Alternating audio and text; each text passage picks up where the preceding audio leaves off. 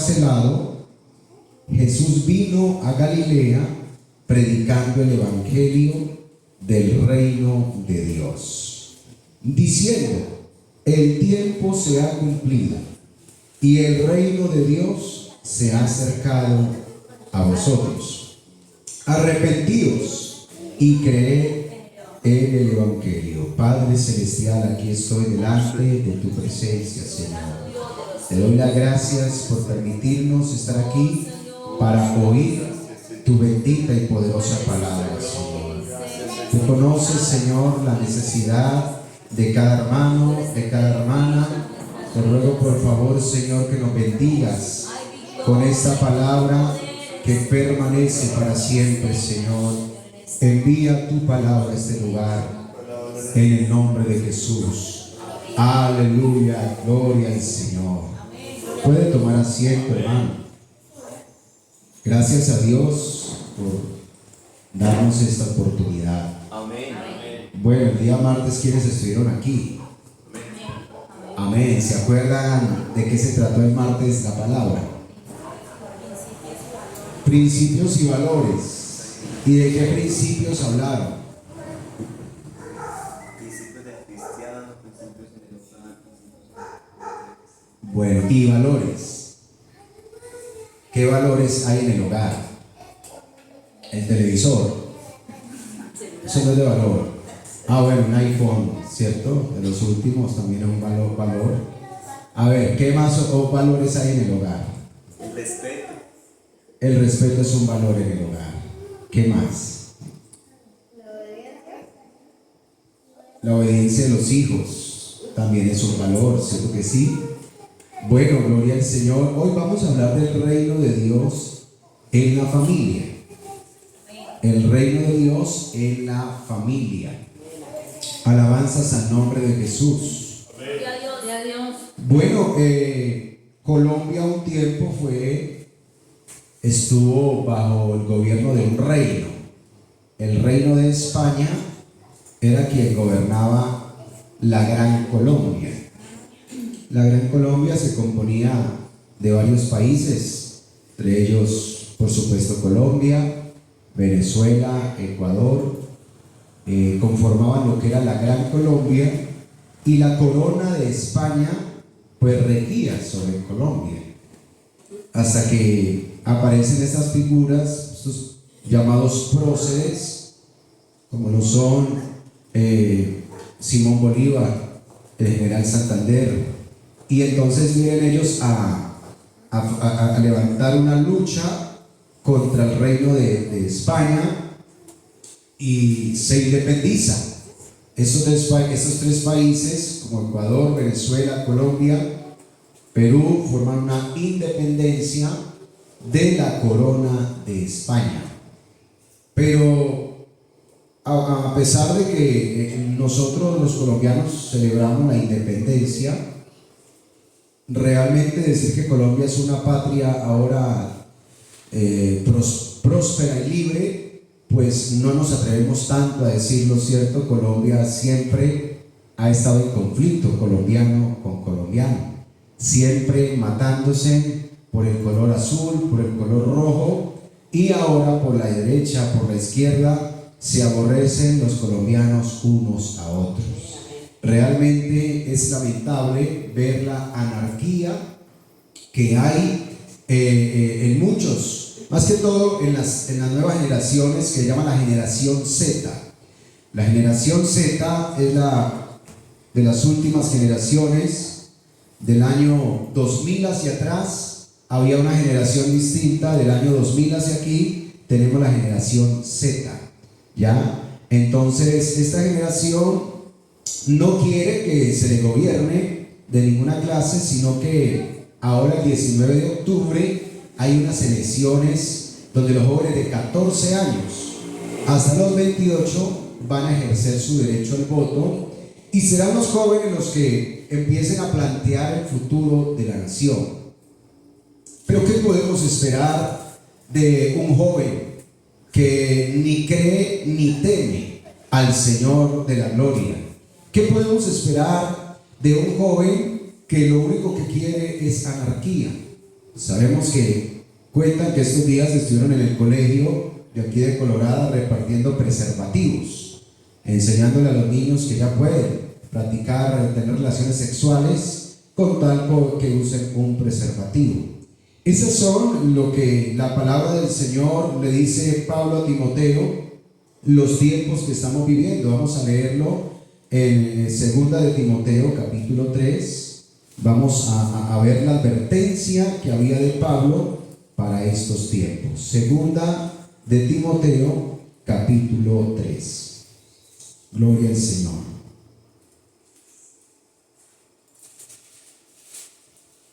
También debes saber esto, que en los postreros días vendrán tiempos peligrosos, porque habrá hombres amadores de sí mismos, avaros, vanagloriosos, soberbios, blasfemos, desobedientes a los padres, ingratos, impíos, sin afecto natural, implacables, calumniadores, intemperantes, crueles, aborrecedores de lo bueno, traidores, impetuosos, infatuados, amadores de los deleites más que de Dios. Oiga, damos gloria al Señor por los jóvenes que hay en la iglesia. Y queremos que los jóvenes que hay en la iglesia no caigan y no sean seducidos por un evangelio de papel, por un evangelio de emociones, por un evangelio de fantasía, sino que los jóvenes de la iglesia verdaderamente amen al Señor Jesucristo, amen el evangelio, amen y respeten la cruz de Cristo el Señor. Amén. Demos gloria al Señor. Entonces el reino de Dios viene por Jesucristo nuestro Señor, quien antes de Cristo sabíamos que existía el reino de Israel. Que Israel, cuando nació, el Señor fue su rey. En el desierto era Dios por medio de Moisés quien gobernaba y dio leyes a Israel. Ahora por Josué no se convierte en rey tampoco, el sucesor de Moisés. Josué es un caudillo que Dios usa para meter a Israel en la tierra prometida, pero el Señor seguía siendo el rey de Israel. Amén. Alabanzas al Señor. Después viene el tiempo de los jueces. Después de que muere Josué, el Señor levanta jueces que no eran reyes, eran gobernantes, que lo que ellos hacían era recordarle al pueblo de Israel la ley de su Dios, la ley del Señor. Escuchen bien, la Biblia no solo habla de 10 mandamientos. Dios le dio a Israel muchos mandamientos. Si usted lee el libro de Éxodo, capítulo 20, lee, todo lo que tiene que ver con la parte de Moisés, les da muchos mandamientos sobre muchas cosas, porque el Señor pasó a ser el rey de Israel. Alabanzas al Señor. Pero entonces, en el tiempo de los jueces, cada quien hacía lo que bien le parecía, dice la palabra de Dios. Después de que murió Josué, se levanta una generación que no conocía a su Dios.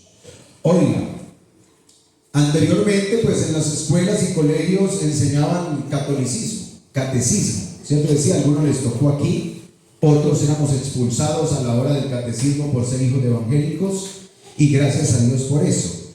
Pero realmente ahora en muchos colegios de muchas naciones se prohíbe nombrar la Biblia, se prohíbe nombrar a Dios. Y ahora lo que hay, lamentablemente, es la diosificación de la ciencia. Quiere decir que el hombre o la inteligencia artificial quiere tomar el lugar de Dios, reemplazar a Dios, y que los niños aprendan a honrar lo que es la tecnología o la inteligencia artificial, postrarse ante un sistema que está prácticamente ya destinado. Pero en nuestras casas el Señor sigue siendo el Rey de Reyes y Señor de Señores, el Todopoderoso. Den un aplauso al Señor de nuestras vidas. Gloria a Dios. Entonces hay un gobierno de Dios que se llama una teocracia. La teocracia es el gobierno de Dios. Amén. La teocracia. Después viene una monarquía, cuando el pueblo de Israel le dice a Samuel: queremos un rey. Pero Samuel le dice: ustedes ya tienen rey, es el Señor. Ellos dicen: no, queremos un rey como todas las otras naciones. Bueno, el Señor nada lo coge de sorpresa. El Señor ya todo lo sabe. Alabanzas al Señor. Entonces el Señor elige a Saúl como un hombre, les presenta a un hombre físicamente muy bien parecido, pero un hombre que cuando ya está antes de tener el poder era humilde. Saúl era humilde, se escondió entre el bagaje. Saúl era un poco miedoso. Pero después de que Saúl sube al trono, se vuelve un hombre altivo, arrogante y testarudo, y desprecia la palabra del Señor. Allí el reino de Israel sufre lamentables pérdidas, porque no solo Saúl se pervirtió, sino que los hijos del sacerdote Elí también eran pervertidos. El sacerdote Elí, aunque no era pervertido, no corregía a sus hijos y les permitía participar del ministerio a pesar de sus pecados. Israel estaba lamentablemente en una desgracia, hasta que el Señor encuentra un jovencito conforme a su corazón. El Señor encuentra a David, quien David no se creía él el máximo en Israel.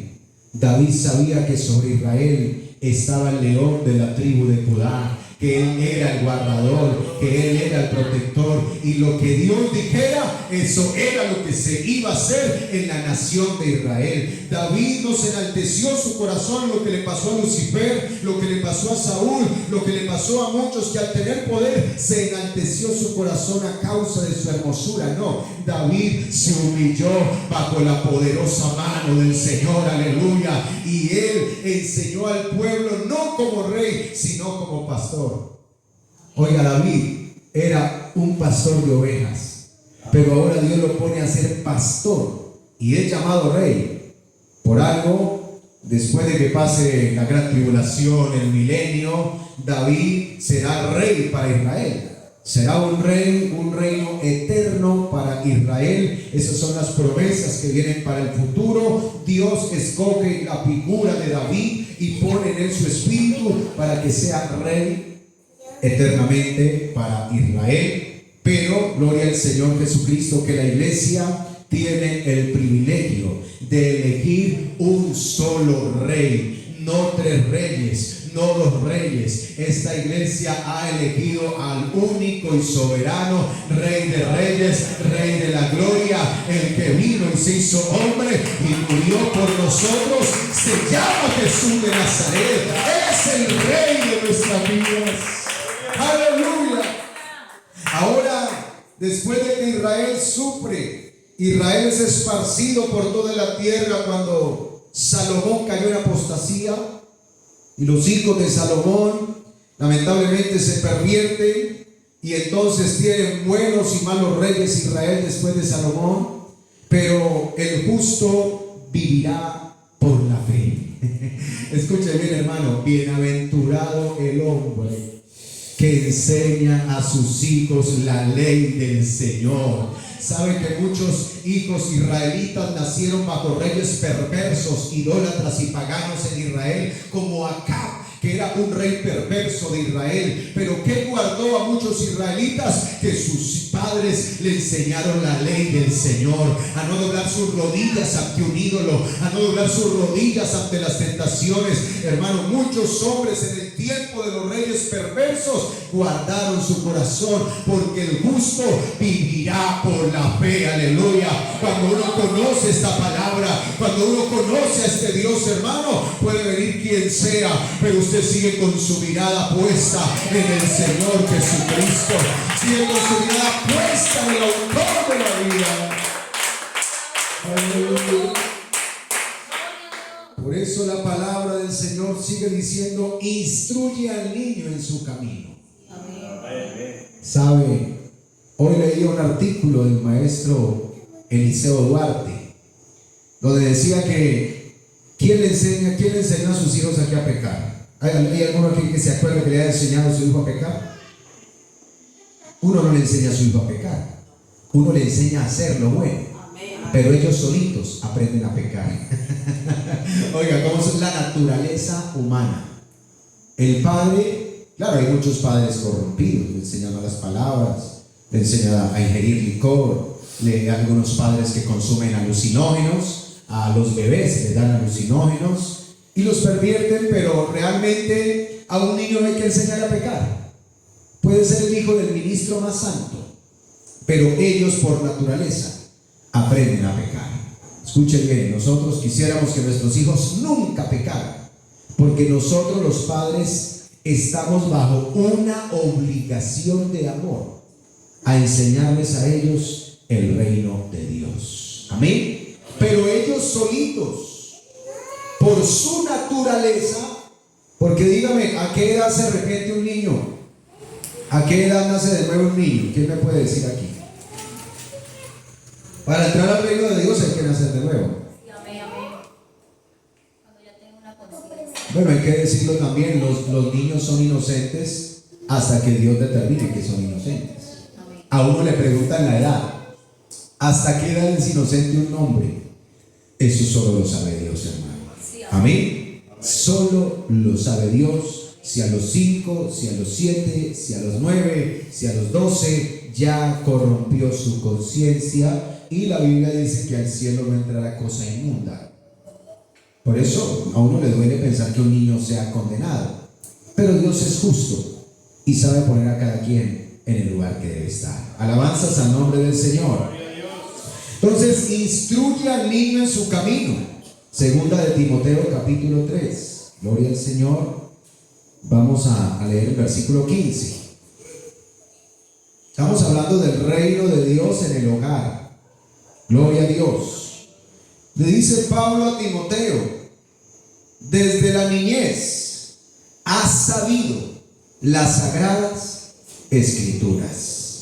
¿Por qué Timoteo sabía las sagradas escrituras desde niño? Segunda de Timoteo 1, verso 5. Dice: trayendo a la memoria la fe no fingida que hay en ti, la cual habitó primero en tu abuela. Oiga, la abuela hizo un trabajo. Y en tu madre, Eunice Loida, la abuela, y Eunice la madre hicieron un trabajo en Timoteo. ¿Cuál fue el trabajo? ¿Quién era el padre de Timoteo? ¿Quién me puede recordar aquí quién era el padre de Timoteo? Un griego. Un griego era el padre de Timoteo. ¿Y los griegos a qué se dedicaban?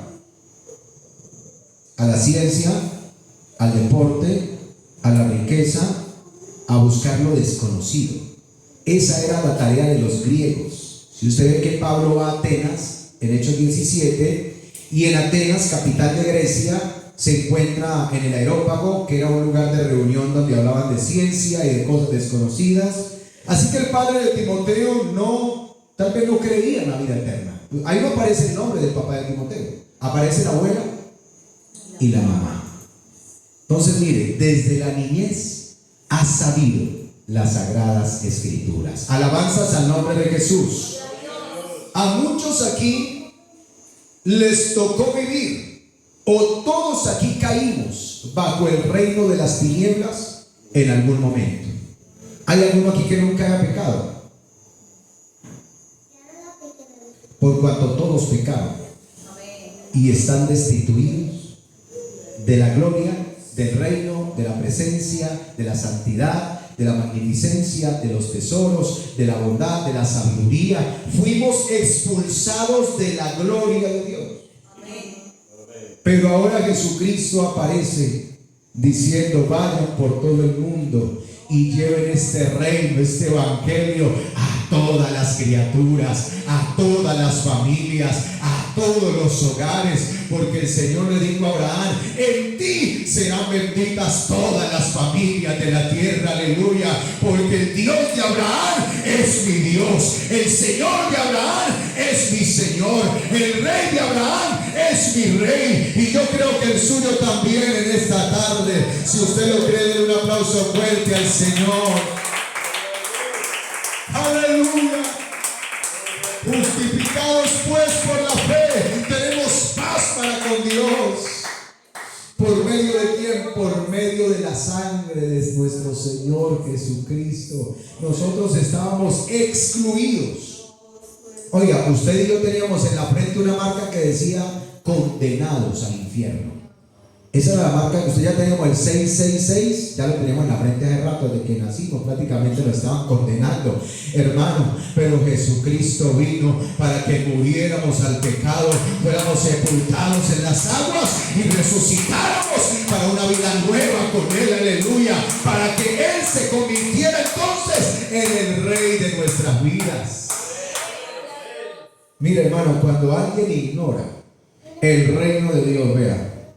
Ayer le decíamos a alguien, allá en Sevilla van a cumplir 80 años la iglesia central de Sevilla, va a cumplir 80 años desde que se predica el evangelio. Quiere decir que en Sevilla el reino de Dios apareció hace más de 80 años. Desde que los hermanos oyeron el evangelio en Tuluá, en Palmira, la joven que se fue desplazada para Cali y oyó al misionero Dios predicar en Cali, y se lo trajo para Galicia, y ella empieza a un avivamiento en Galicia, y empieza entonces el reino de Dios a hacer presencia en las familias. Amén. Ustedes ya han contado cómo era su abuelo allá en casa, o cómo era su papá antes de tener a Cristo. Mi abuelo era un borrachín, era un hombre que se gastaba la plata del mercado en licores, hasta que el reino de Dios llegó a mi familia, aleluya. El abuelo de mi esposa también era un hombre, cierto, muy dañado por las tinieblas, un hombre que perturbaba su casa, porque Satanás era el rey de la casa, y Satanás lo que le enseña a un hombre es a engañar, a hurtar, a destruir, a maldecir, a ser rebelde.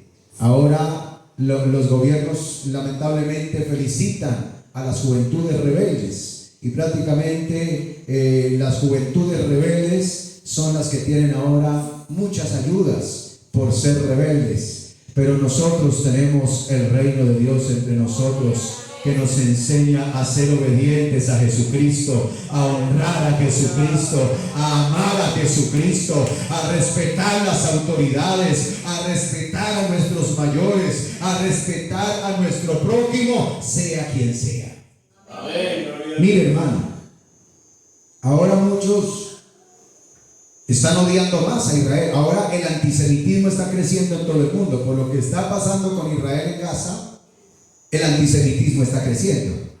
¿Qué es el antisemitismo? El antisemitismo es el odio a Israel, ¿ya? Entonces toda noticia que usted ve le invita a odiar a Israel, a escupir a Israel, a maldecir a Israel por lo que está pasando en Gaza. Pero sabe, en esos asuntos ningún humano se debe meter. Ahí solo Dios es el que juzgará a su pueblo. Amén. Por todo lo que está pasando, el Señor hará justicia de lo que es justo y de lo que es injusto delante del Señor. Porque si algo estamos seguros es que el Señor es el juez justo, que a cada uno le da lo que cada uno merece. Alabanzas al nombre del Señor. Entonces, antes de que el reino de Dios llegara a nuestras vidas, éramos ingratos, impíos, desleales, sin misericordia. Y saben que hay muchos hogares que tratan de luchar para no perderse, para no divorciarse. Pero hermano, es doloroso saber que un hogar cristiano está a punto de divorciarse. Lamentablemente hay odios en el hogar, hay raíces en el hogar, hay maltrato en el hogar. Y aún estos días me contaba una hermana que se hablaba de un pastor, un predicador, que mientras enseñaba la gente decía: qué linda enseñanza, pero su esposa atrás lloraba diciendo: si lo conocieran cómo es en casa. Lamentablemente no reconocía el señorío de Cristo, porque cuando yo soy el que digo, yo soy el que mando en casa, aquí se hace lo que yo diga, y lamentablemente mi corazón se pervierte y hago daño y perturbo mi hogar, ya Jesucristo no está allí en el trono del hogar, hermano. Pero cuando hay un padre, un esposo, una madre que se paran en la raya, aleluya, y dicen: en esta casa el que manda se llama Jesucristo. Aquí lo que se hace es lo que Jesucristo manda, aleluya. Aquí adoramos en esta casa al único Salvador, y adorar no solo quiere decir postrarse, adorar quiere decir buscar, adorar quiere decir obedecer, someterse al Señor. Oiga, hermano, cuando en un hogar reina Jesús, hermano, allí en ese hogar hay bendición y hay vida eterna. Vamos a leer Efesios, donde nos habla de la cabeza del hogar. Efesios capítulo 5 nos habla de la cabeza del hogar. Gloria al Señor. Verso 21 de Efesios 5: someteos unos a otros en el temor de Dios. Las casadas estén sujetas a sus propios maridos como al Señor. Porque el marido es cabeza de la mujer, así como Cristo es cabeza de la iglesia, la cual es su cuerpo y Él es su Salvador. Oiga, Él es su Salvador. Cuando hay un esposo que teme a Dios, se convierte en un Salvador también de su hogar. Cuando hay una esposa que honra y teme a Dios, se convierte en una mujer que salva y ayuda a su hogar. Amén. Aquí hay mismo hermanas que sus esposos no son creyentes, pero que están en esas lágrimas todos los días, en esa oración todos los días, para ayudar a salvar a su esposo. Amén. Alabanzas al nombre del Señor. Versículo 25: maridos, amad a vuestras mujeres, así como Cristo amó a la iglesia y se entregó a sí mismo por ella. Mire, el Señor pasa a ser el modelo de los esposos, y la iglesia pasa a ser la modelo de las esposas. Lo uno sin lo otro no funciona. Si hay una iglesia que ama, que es obediente, pero pues no tiene la doctrina, no tiene a Cristo, pues hermano, es lamentable para esa iglesia. ¿Cómo es santificada una iglesia sin la sana doctrina? ¿Cómo es santificado un hombre sin sana doctrina, sin tener conocimiento ni temor de Dios en su corazón? Mire, hermano, desde que aceptamos el Evangelio, aceptamos el reino de Dios en nuestra vida. Pero nuestra casa, escuche bien, hermano, nosotros a veces pensábamos católicamente que Dios solamente estaba en los templos, y que uno tenía que quitarse el sombrero, agachar la cabeza y tenerle pena a Dios que estaba ahí en el templo. Pero cuando usted salía del templo, ya se ponía el sombrero y ya volteaba a mirar a la comadre, ¿cierto? Y el madrazo, y la botella, y el cigarrillo, porque Dios se quedó encerrado en el templo. Pero nuestro caso ya no es así. Nuestro Señor va con nosotros a donde quiera que nosotros estemos, y nuestro Señor también está en casa con nosotros, aleluya. La presencia de Dios también está en la casa.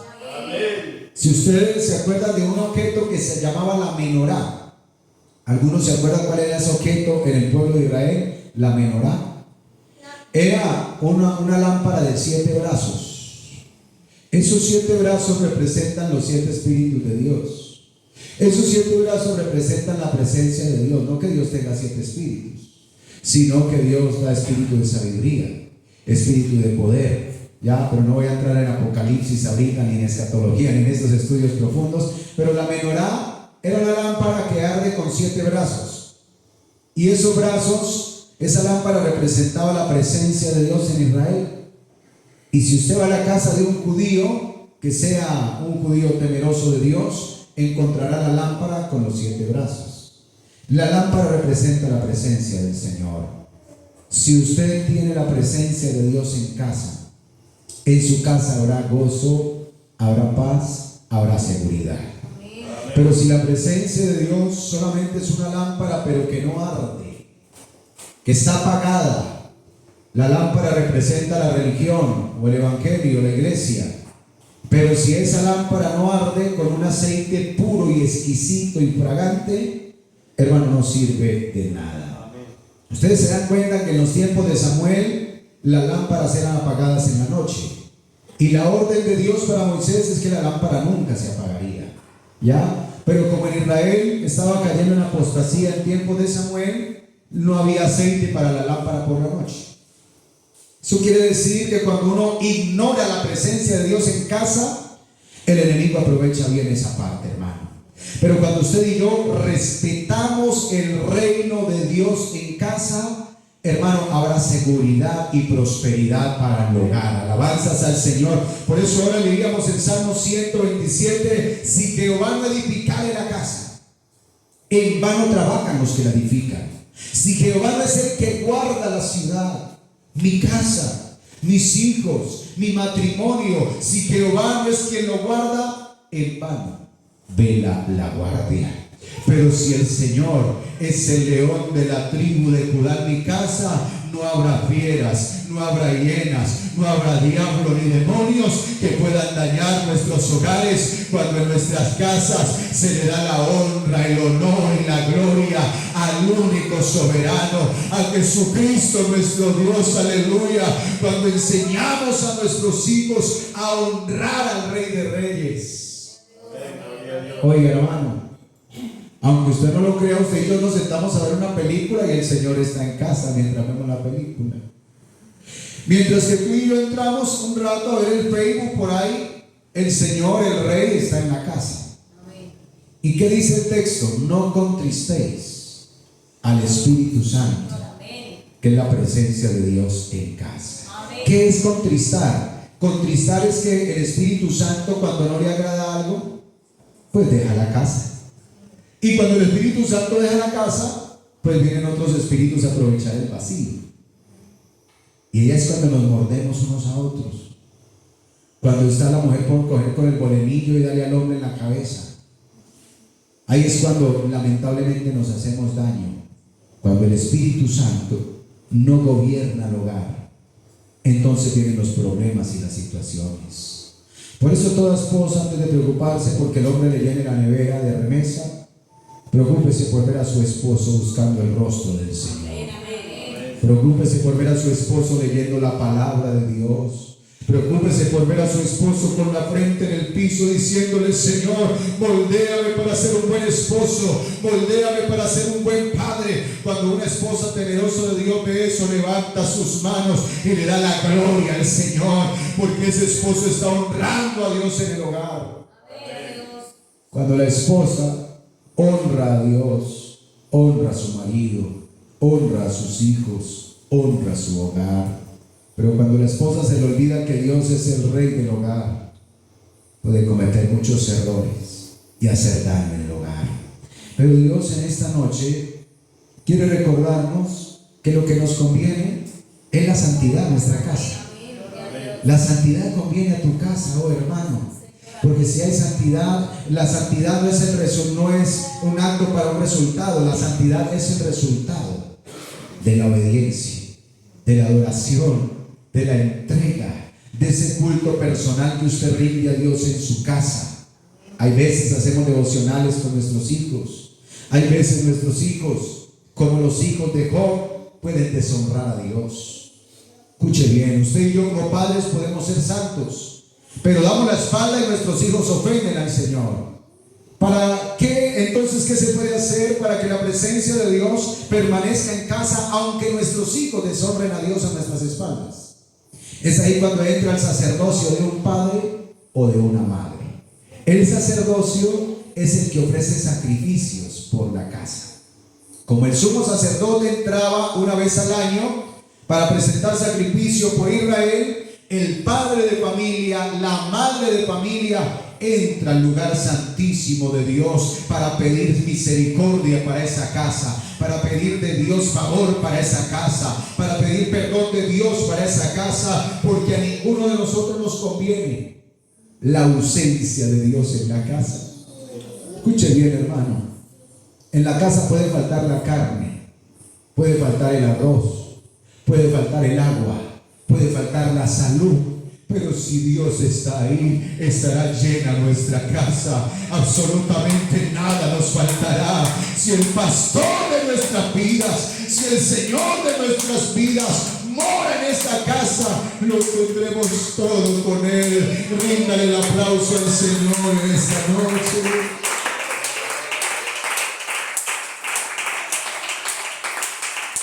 Aleluya. Estos días le contaba a unos hermanos, hablaba con el hijo de un pastor que nunca aprendió a honrar a Dios mientras era joven y hacía maldades dentro de la iglesia como los hijos de Elí.